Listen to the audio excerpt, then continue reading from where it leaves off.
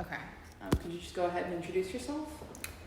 My name is Buster Lee Brown, and I live here at 25188 East Marion Avenue, F202, Punta Gorda, Florida, 33950. Phone number 941-626-6797. Okay. And could you just talk a little bit about what it was like to grow up in Punta Gorda? Punta Gorda was very, very quiet. It was more family tradition. You know, everybody got along with each other. You didn't even have to lock your doors or nothing. Sometimes we leave them open and let the breeze come in. But everybody got along. It was like one big happy family. I mean, we'd have neighborhood cookouts, and of course the recreation center was our place to go and play, and it was safe. And we never had any problems. Even in school, you know, it was different because we came from Baker Academy, which was all black till it got integrated. Then we had to go to Sally Jones, Punta Gorda Junior, and Charlotte High. But you know, you get used to being with people, and it was good times. It was good times. So what schools did you go to growing up, like elementary, middle, high? Okay, I started at Baker Academy, which was 1st through 5th grade. Then when the schools integrated, I went to Sally Jones 1 year, 6th grade. Then Punta Gorda Junior High, 7th through 9th, and Charlotte High, 10th through 12th. The process of integration, do you have any memories of what that was like? It was a big change. You know, being from an all-black community, and you don't see... I remember being in class. Sometimes I was the only black student in class, and I felt kind of intimidated, you know, because you're not used to that. But, you know, we got along. You know, you have your little disputes, but we got along. Everything was fine. What were those little disputes? Do you remember kind of like what the nature of them used to be? Like maybe kids didn't want to sit next to you because they weren't used to seeing you, or you be in the same classroom with them, or you raise your hand up to answer a question, but you never were called on. So that kind of, you know, that was reality. And were the teachers at Sally Jones still all white? Yes, yeah. That's that 1 year I had Sally Jones. The process of integration, obviously you experienced as a kid. Do you remember how any of the adults kind of felt about it? Well, they were all for it as far as the black families. I mean, we were for it because, to be honest, when we was at Baker, we had hand-me-down books. Some of the books had pages missing, you know, and it was just pretty rough. But it took about a couple of years for everybody to get used to each other and all that. And of course, naturally, when we go to lunch, all black kids sit together because you feel comfortable. Hello. Hi. Hey, how you doing? All right. How you doing today? Nice to see you. Okay. Have a good one. Okay. Those are good neighbors. That's where I bought my car from. Oh, that's nice. So, from being a kid in Punta Gorda to being like a young adult, what were some of the like hangout spots or activities? Yeah, as I said, the main activity, the hangout spots were Cooper Street Recreation Center. That's where everybody in the neighborhood hung out. The parents, the kids. We played, you know, softball, baseball, flag football, everything.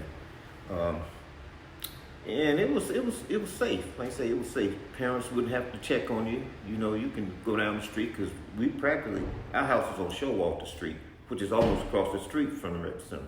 So, you know, it was fun, a lot of fun. And what were your parents' occupations living in Punta Gorda? My dad worked for Punta Gorda Lumber Company, and my mom was a teacher's aide at Sally Jones. Yep. And growing up, did you have any like siblings or young friends? Yeah, I got two brothers, 2 sisters. Both my brothers are deceased now. But I got 2 sisters still living here. One's in Deep Creek and one's at Waterford, by Punta Gorda Mills. Yeah, Punta Gorda Mills, that new development out there. So have you always lived in Punta Gorda? Did you ever move away for a time period? I moved away. My oldest brother, when he was living, he got the track scholarship at Texas Southern, which is in Houston. and I kind of followed him up there after I left school in Alabama. And I was there for a long time. My second wife, passed away in 2010. And if she would be living, I would still probably be in Houston. So, how long were you away from Punta Gorda? Oh gosh.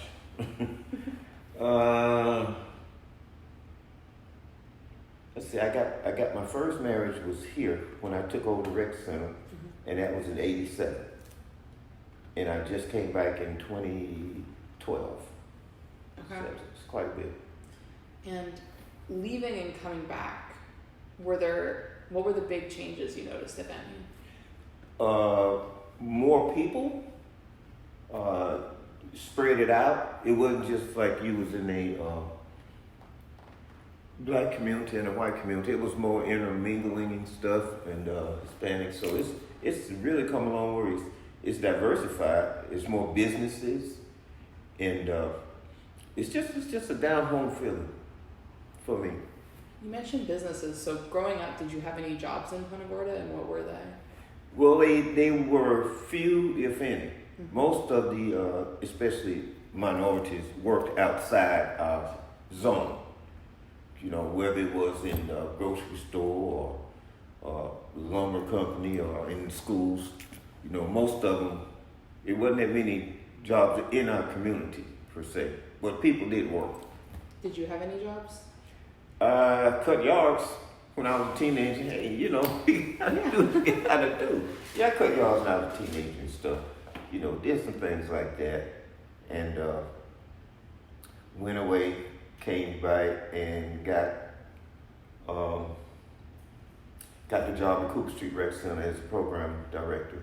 What was that like, getting to come back to Cooper Street? Oh, it was fantastic. I never thought I would be in charge of that place, because I remember as a little kid going there. You know, and going back, it was so heartwarming because I see kids now that are young adults, and they say, hey, there go Mr. Buster. Thank you, Mr. Buster, for what you did. And I say, hey, I loved every minute of it. So I wanted them to get a reflection on me, something positive. And, you know, it's good, because everywhere I go, it's like, well, especially minority kids, hey, my dad told me about you, and my mom said good things about you. And so I was like, okay, I'm going to be positive, and they're always going to see me positive, because I believe in that. Regardless of your race, gender, color, just remain positive and focused. It's really cool that you got to come back. How did that come to be? Like, how did you come to get to be in charge of it? Well, it was kind of funny, because my dad, after he got to work with Punta Gorda Lumber Company, he started working for Charlotte County Recs and Parks. And I got to know them, the people that were in charge. And I came back and I said, well, let me go and just fill out the application. I'm sitting here, got nothing else to do. And I filled it out. And I got a call about 2 days later, and they offered me the position. They said, would you be interested in becoming the director? I said, you kidding? I said, no. I said, okay. So that's how I got started. And I had to build everything from pretty much the ground up. Yeah. You know, because it was no kind of structure. It was just an open door policy and everything. So you have to implement things that's going to make kids and adults feel safe about coming and enjoying the facilities. And that was my big thing. That's really cool. Yeah. So while you were away from Punta Gorda, what were your career moves living in Houston? Living in Houston, I worked at a at-risk program for teens, and I worked at A-Leaf Independent School District as a coordinator.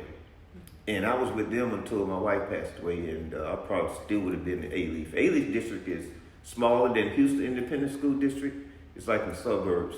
So our middle school is 7th and 8th grade only. Okay. 9th grades had their own campus. High school was 10 through 12. It was kind of strange because elementary was kindergarten through 4th grade. It's so big. And see, the 5th and 6th grades, they had their own school. It was called intermediate. So it was quite a difference for me. But some people say that they wouldn't work in the middle school for nothing. They say, I work in middle school in a heartbeat. Because I'm used to working with that age group, those type of kids. Yeah.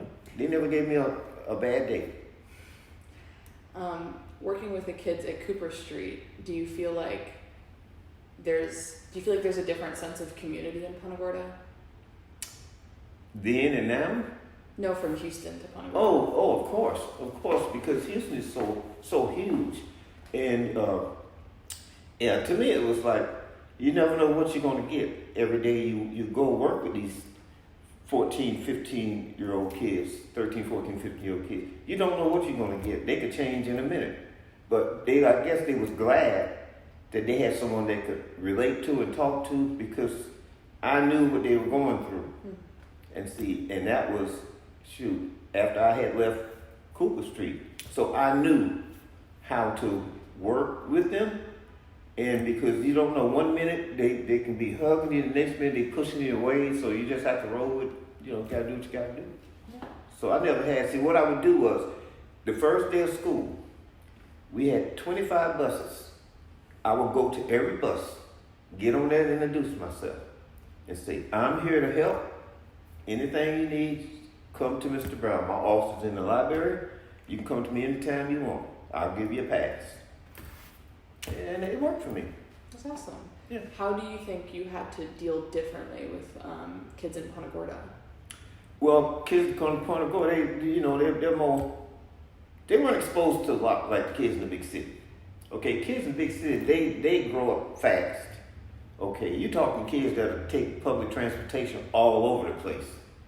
And we don't have that here. And you got kids that parents may be working double shift jobs in the big city.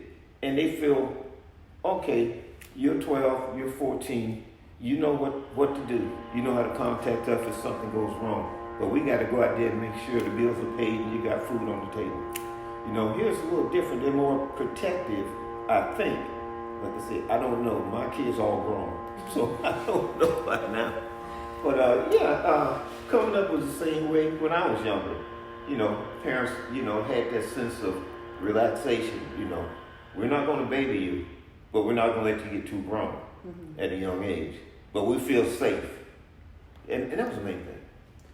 So growing up in Punta Gorda, did you feel like it was kind of like a family unit, or was it more community based, or what was that like? I think it was more community based because it was like this, and this is funny, and it's a true story.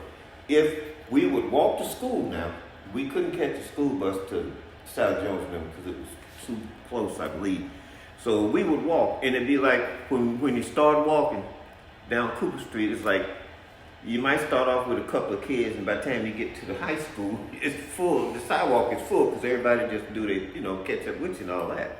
So it was fulfilling, and we looked out for each other. That was the main thing, because some people still didn't have. Hey, how you doing today? Some people still didn't have that sense of security. You're in a different school, you're in a different setting. You see people that don't look too much like you, so it was, Did the school ever make any official efforts at addressing race or making everyone feel more comfortable or integrated, or was it just kind of like a push? No, they would have assemblies to make us feel wanted and secure. And well, I won't go into politics, but they did teach us Black history back then. But they did what they could do to make us feel safe. What were those assemblies like? Were they celebratory, or was everyone invited? It was like getting to know you. Okay, you maybe see me every day, but you don't know my name. And I don't want you to see me when I'm in detention. I want you to see me in the classroom. I want you to see me doing sports, doing positive things. Okay, and that meant a lot, because it was, tough to be the only one out there. You know what I'm saying? And it was fulfilling. It really was fulfilling. What kind of things were you involved with in high school? Sports, football, basketball, track. Of course, my oldest brother, he was a track star. But, and that wasn't a problem. It wasn't a problem at all. Did you have like close relationships with any of the people on your sports teams? Oh yes. My cousins, friends that I went to high school with. One of them still is a coordinated baker and stuff. But it wasn't that many per se African Americans that graduated when I graduated in 1973. That's a long time ago. I think it was maybe 6 or 7 of us out of 350 kids. And was there, like, did you 7 or so kind of stick together more, or was everyone just kind of out in the crowd? Well, everyone was pretty much out in the crowd after a couple of years, because you had to venture out on your own. Because you're not going to have all 7 of us in one class at a time.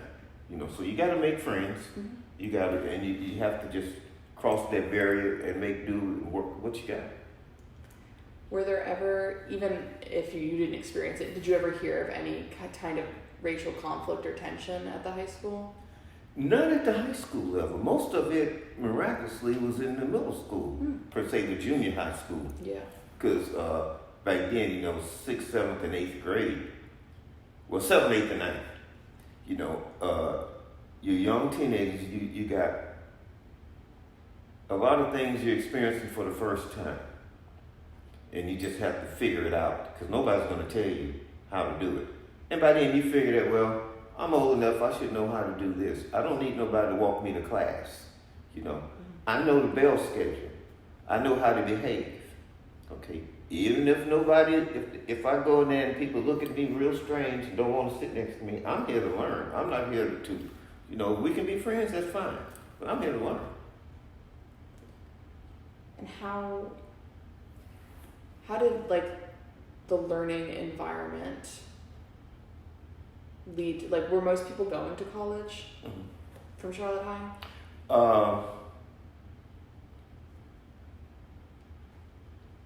How can I say this? Not too many minorities would. Okay, if you were lucky to get a scholarship or a grant, then you would. But if your college of choice probably would be a HBCU, so that's what it mostly was. And then, because you mentioned sports, so you're obviously playing other teams. Mm-hmm. Were you ever playing other schools that hadn't, that were more white or more black?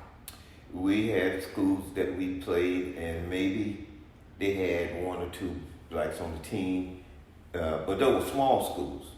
Bigger schools, you're gonna have more kids and more to choose from. Because we played teams from Arcadia, Fort Myers, Bradenton, Sarasota, even Sebring. And it was only one high school. It was just Charlotte High. It wasn't Port Charlotte High. Port Charlotte didn't even have a middle school. Mm-hmm. So, you got all of us together, but it was good. It was rewarding. Those memories, it would be hard to forget. You told me earlier about a mural that you have of yourself in Punta Gorda. Could you tell me about that? Yes, I was in Houston, Texas at the time, and I didn't know they were going to do this.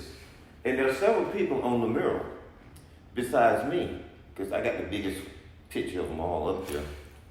And matter of fact, my first wife, she called me and said, "Are you sitting down?" And I said, "Yeah." I said, is everything all right with the girls?" She said, "Yeah." She said, "Well, I got something I want to show you." And I said, "What?" And I couldn't believe it, but it was so heartwarming. Just to get, they thought that much of me and other people involved in the community and all that, to do that. And it's so nice. And so they did that based on your work at Cooper Street? Or? Yeah. That's really cool. Have you gotten the chance to talk with any of the people involved in making it? Well, I may be the only one still living. Most of them have gone away. Even some of the young ones have moved. But, it's just heartwarming, because that's the way the community was. We looked out for each other. Mm-hmm. And it was heartwarming. I didn't ask for anything like that. I didn't go down there begging city council, nothing. It just, hey, we want to do it because you guys did a lot for the community and stuff. So that's a good feeling. Do you think that Punta Gorda is better or worse than most places at kind of like remembering history? I think it's better. What do you Because see? they do a lot of murals in this city. I don't know about other ones, but they really go back in history, and all of it is good. That was nothing bad. There's no graffiti on none of them, and they're in pretty good shape because they're going to redo ours over at the rec center coming up soon. But it's just good. It's good. It gives that small town, down home friendly feeling. What do you think makes, because I've heard from a lot of people talking about what it was like to grow up in Punta Gorda, and it seems like it was a little insulated from the rest of the world and like the conflict and tension. So why do you think that was? I think it was because in our community it was so small. They didn't even have the housing units across the railroad track, which is now Gulf Breeze Apartments. Matter of fact, I named those. You didn't know that, did you?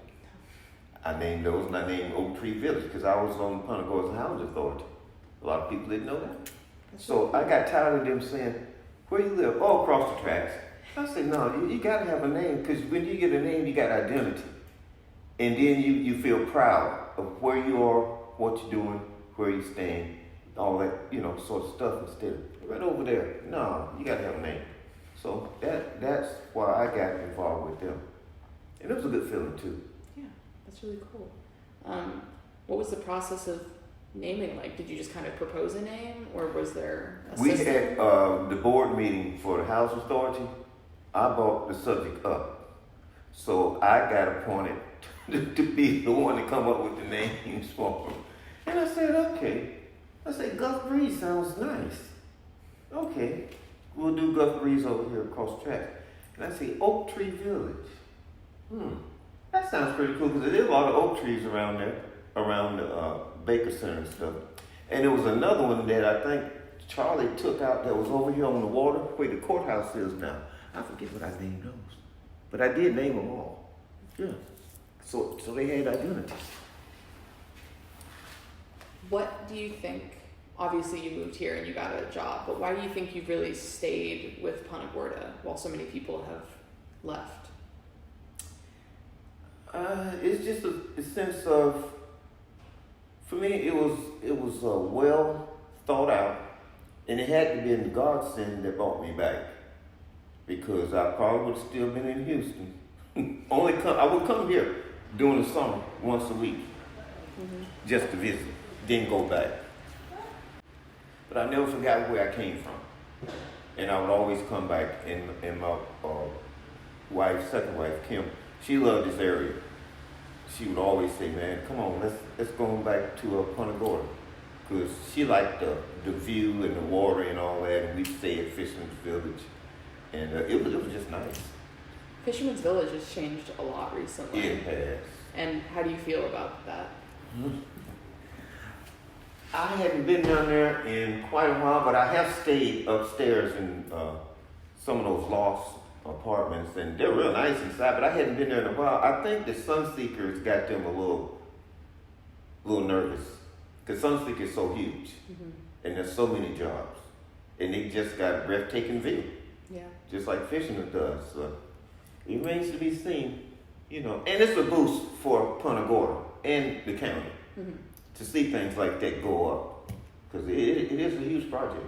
Definitely. And so how did you come to be involved with like the Blanchard House and local history more in general? Well, I have relatives that are that have information inside the Blanchard House, the pictures and stuff like that. So, and there was I don't know what you would call it. It was a little strip up there where the Blanchard House was. It was a couple of watering holes, I would call them. And you had a beauty shop, barber shop, and it wasn't too much, but you had enough to survive on where you didn't have to really go out of your community. The community wasn't that big either back then. So you knew your next door neighbors, and if you didn't One thing about it that was so close, your neighbors, you say we were walking home from school or we walked around, and if we didn't speak to the elderlies, and I don't know how the parents found out because we didn't have a phone. But by the time we got home, they'd be waiting and say, such and such told me you didn't speak to her. Now that's disrespect. Go to your room. And I mean, but that's the way it was. And it, you know, that's small town. That's the upbringing, and that's the way we were raised. Okay, well, I mean, is there anything else that you think you haven't said that you really think should be said? Well, I enjoy the peaceful look where I'm at right now. But, you know, I'm not getting younger, but I do appreciate the community for everything they did for me, helping me focus on what I need to focus on. And that helped a lot. And that helps a lot with a lot of people nowadays I see. And you make your choices. You make good choices, you make bad choices. So, you know, you're born in the world innocent. And it's up to you how you want to turn out. So I'm just glad I had the structure to be a positive model, role model to some people. And especially the youth. Because that was my big thing, you know, the youth. Because we had structure when I was coming up. And then you kind of see it slipping away, but you got to reach back and grab it and let them know that's not acceptable, you know. Yeah. All right, well, here, I'm going to go ahead and